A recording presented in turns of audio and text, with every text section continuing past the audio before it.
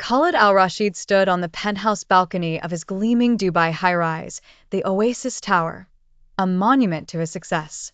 Below, the city pulsed with life, a tapestry of ambition and light. As the CEO of a massive construction conglomerate, he was a king in a kingdom of steel and glass. But today, the kingdom felt fragile. A wave of project delays, shocking safety failures, and a mass exodus of skilled workers was threatening to topple everything he had built.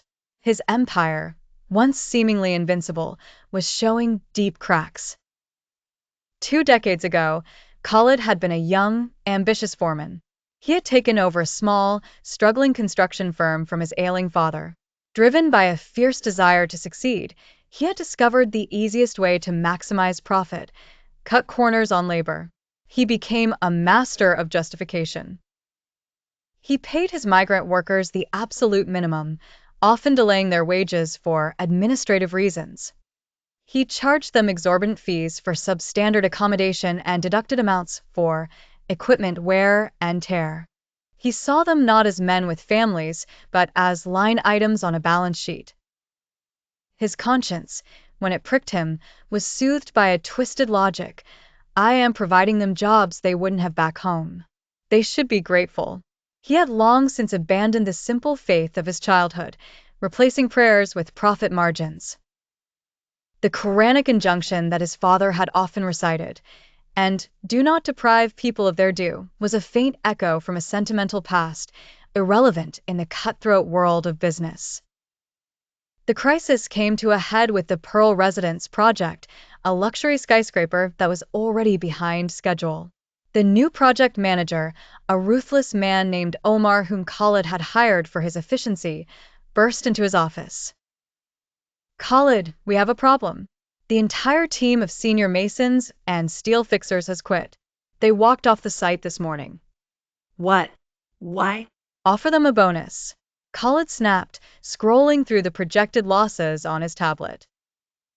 "It's not about money this time," Omar replied, looking uneasy. "It's about Ibrahim." Ibrahim. The name sent an unexpected jolt. Ibrahim had been a master mason with his company for 15 years. A quiet, dignified man from Egypt, whose hands could shape concrete and stone with an artist's precision.